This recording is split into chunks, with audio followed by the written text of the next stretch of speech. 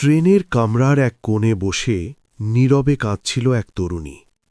তার চোখের জল কেউ দেখছিল না, কেউ জানতে চাইছিল না তার দুঃখের কারণ। কিন্তু হঠাৎ এক অচেনা যুবক তার দিকে তাকাল। সে যখন জানতে পারল মেয়েটি কেন কাঁদছে, তখন সে যা করেছিল তা দেখে শুধু সেই মেয়েটিই নয়, চারপাশের মানুষের চোখেও জল চলে এসেছিল।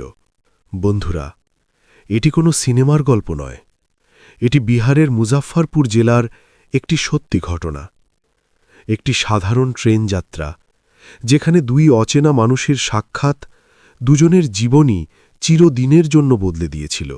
আজকের এই গল্পটি শুনলে হয়তো আপনি বুঝবেন এই পৃথিবীতে এখনও মানবতা বেঁচে আছে। তাহলে চলুন শুরু করা যাক সেই অবিশ্বাস্য গল্পটি। সেদিন ছিল একটা কনকনে শীতের সন্ধ্যা। গয়া যাওয়ার প্যাসেঞ্জার ট্রেন জংশনের প্ল্যাটফর্মে দাঁড়িয়ে ধীরে ধীরে যাত্রীদের আলিঙ্গন করছিল। ঠিক তখনই ভিড়ের মাঝে তিন বন্ধু উপস্থিত: অর্জুন, রাহুল আর অভিষেক। তিনজনেই বিশ্ববিদ্যালয়ের সহপাঠী, গয়ায় একটা জরুরি কাজ সারতে যাচ্ছিল। তাদের হাতে ছোট ব্যাকপ্যাক, মুখে মৃদু যাত্রার উত্তেজনা। তারা নিজেদের সিট খুঁজে নিয়ে বসল আর অভ্যাসমতো ঠাট্টা মশকরা শুরু করে দিল। অর্জুন ছিল সবচেয়ে শান্ত ও চিন্তাশীল, রাহুল সবচেয়ে বেশি কথা বলত আর হাসাত, অভিষেক মাঝে মাঝে দুজনকে থামানোর চেষ্টা করত, কিন্তু শেষে নিজেও হেসে ফেলত। হঠাৎ ট্রেন দীর্ঘ সিটি বাজিয়ে ধীর গতিতে প্ল্যাটফর্ম ছেড়ে দিল। কামরাটা তেমন ভিড় ছিল না, তাই চারপাশের যাত্রীদের স্পষ্ট দেখা যাচ্ছিল। অর্জুনের দৃষ্টি হঠাৎ জানালার পাশে বসা এক তরুণীর উপর স্থির হয়ে গেল। সে একদম নিঃশব্দ, বয়স আনুমানিক ২৫-২৬ বছর। পরনে ছিল সাদা সালোয়ার কামিজ, মাথা সামান্য নত। তার কাছে শুধু একটা ছোট্ট ব্যাগ আর কোলে কাপড়ে মোড়ানো একটা গোলাকৃতি বস্তু, যা সে দুই হাত দিয়ে আঁকড়ে ধরে রেখেছে। অর্জুনের সবচেয়ে অস্বস্তিকর লাগল যে মেয়েটি বারবার চোখের কোণ মুছছে, যেন অশ্রু আটকাতে প্রাণপণ চেষ্টা করছে। কি দেখছিস এত? রাহুল ফিসফিস করে জানতে চাইল। কিছু না, অর্জুন দৃষ্টি সরিয়ে নিল, কিন্তু তার মন বারবার ফিরে যাচ্ছিল সেদিকে। ট্রেন ততক্ষণে শহর ছাড়িয়ে গ্রামের দিকে এগোচ্ছে। জানালার বাইরে অন্ধকার ঘনীভূত হচ্ছে। কামরার ম্লান হলুদ আলোয় কেউ ঘুমোচ্ছে, কেউ ফোন ঘাঁটছে। হঠাৎ তরুণীর হাত থেকে পানির বোতল খসে পড়ল। অর্জুন তৎক্ষণাৎ উঠে বোতলটা তুলে তার দিকে এগিয়ে দিল। মেয়েটি চোখ না তুলেই খুব মৃদু স্বরে ধন্যবাদ বলল। তার কণ্ঠস্বর ভাঙা, ক্লান্ত। আপনি ঠিক তো আছেন? অর্জুনের মুখ থেকে অজান্তেই বেরিয়ে গেল। মেয়েটি শুধু হালকাভাবে মাথা নাড়ল। হ্যাঁ না না বোঝা কঠিন। অর্জুন ফিরে এসে বসল, কিন্তু তার মন আর কোনো আড্ডায় মন বসছিল না। সে পরিষ্কার অনুভব করছিল এই মেয়েটি কোনো গভীর শোকে নিমজ্জিত। কিছুক্ষণ পর রাহুল বলল, চল মায়ের দেওয়া খাবার খেয়ে নি। তিনজনে ব্যাগ খুলে পরোটা তরকারি বের করে খাওয়া শুরু করল। অর্জুন আরেকবার তাকাল। মেয়েটি এখনও পাথরের মতো স্থির। ওকে জিজ্ঞেস করেই খাবে কিনা? অর্জুন আসতে বলল। থাক না, কে জানে কি অবস্থা, অভিষেক বলল। কিন্তু অর্জুন উঠে ধীর পায়ে তার কাছে গেল। যদি ইচ্ছে হয় তো একটু খেয়ে নিন, ঘরের তৈরি, সে স্বাভাবিক সুরে বলল। মেয়েটি প্রথমবার তার দিকে তাকাল, চোখ দুটো ফোলা, গভীর ক্লান্তি আর দুঃখে ভরা। না, খিদে নেই, সে ফিসফিস করে বলল। অর্জুন জোর করল না, ফিরে এলো। ট্রেন একটা ছোট স্টেশনে দাঁড়াল। কিছু যাত্রী নামল, কিছু উঠল। বাইরে চাওয়ালাদের ডাক। চা নেব? রাহুল জিজ্ঞেস করল। অর্জুন 4 কাপ চা নিল। একটা অতিরিক্ত কাপ নিয়ে আবার মেয়েটির কাছে গেল। চুপচাপ কাপটা তার সিটের পাশে রেখে বলল, ঠান্ডা হয়ে যাবে বলে রেখে দিলাম। মেয়েটি কাপটা দেখল, তারপর ধীরে তুলে নিল। দুহাত দিয়ে ধরে যেন কোনো আশ্রয় আঁকড়ে ধরেছে। কয়েক চুমুকের পর তার চোখ আবার ভিজি উঠল। এবার সে মুখ জানালার দিকে ফিরিয়ে নিল।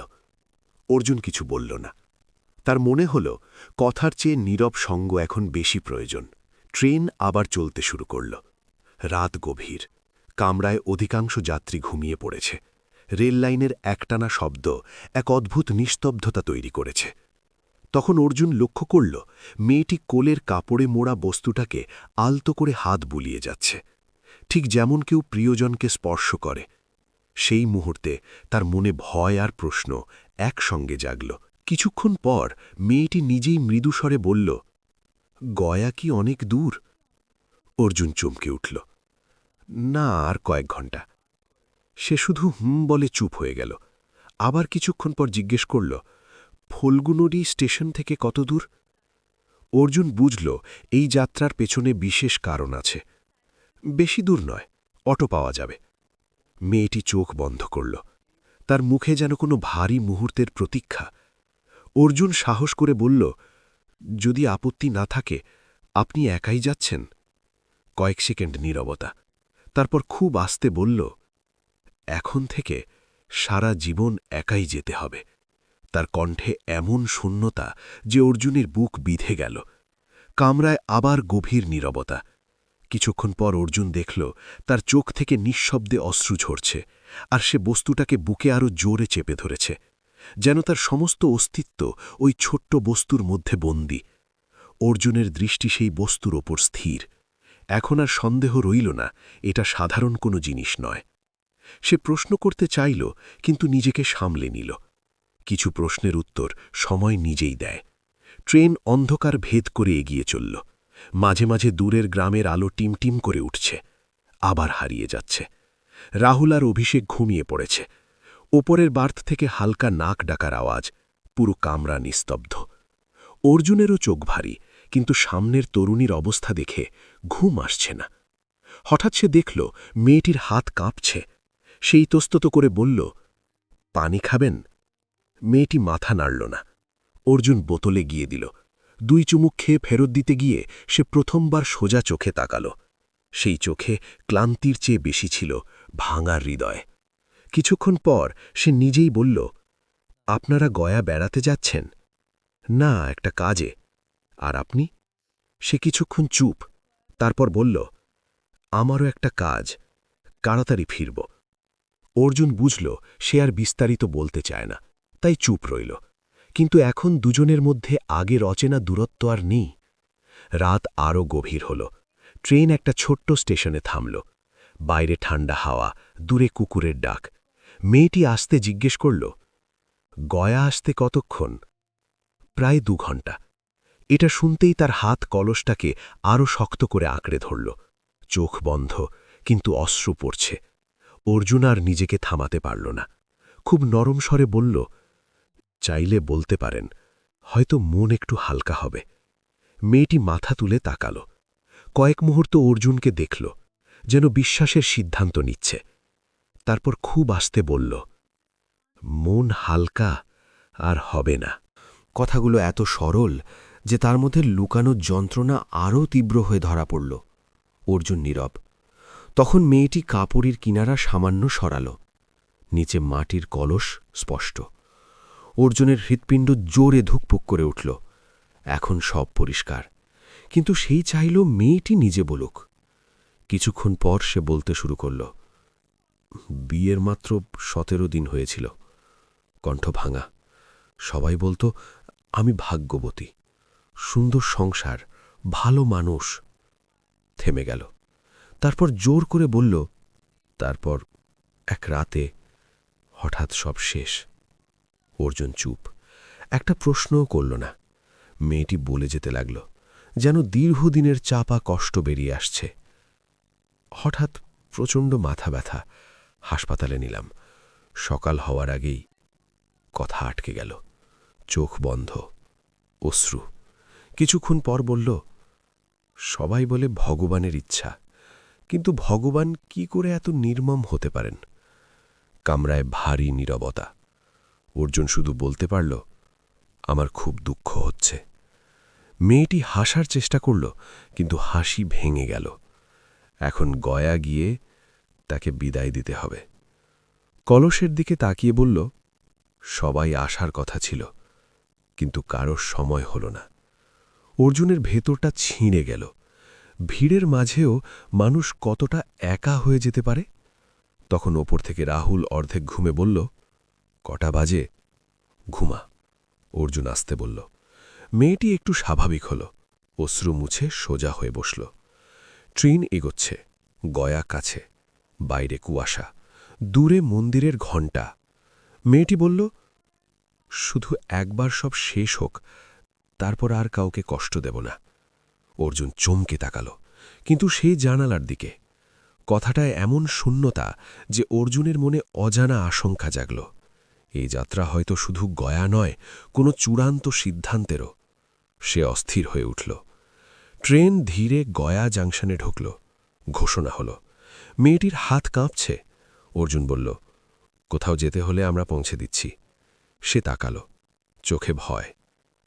ফল্গু নদী। 3 বন্ধু একে অপরকে দেখল। রাহুল বলল, স্টেশন থেকে খুব কাছে, অটো যাবে।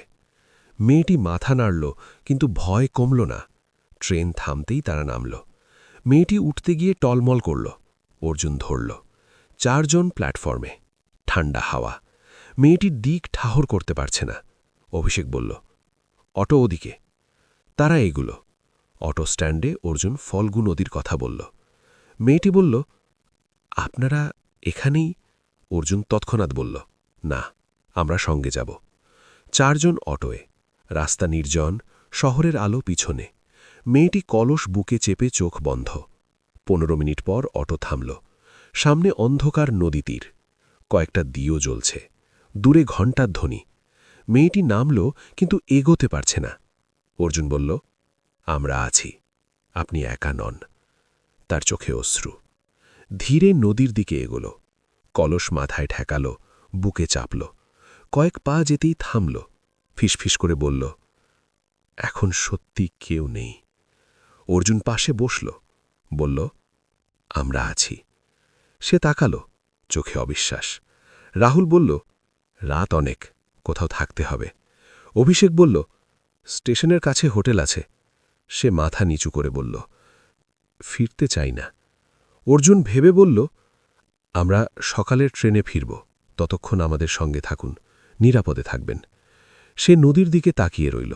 তারপর বলল, আপনারা এত ভালো কেন? কেউ উত্তর দিতে পারল না।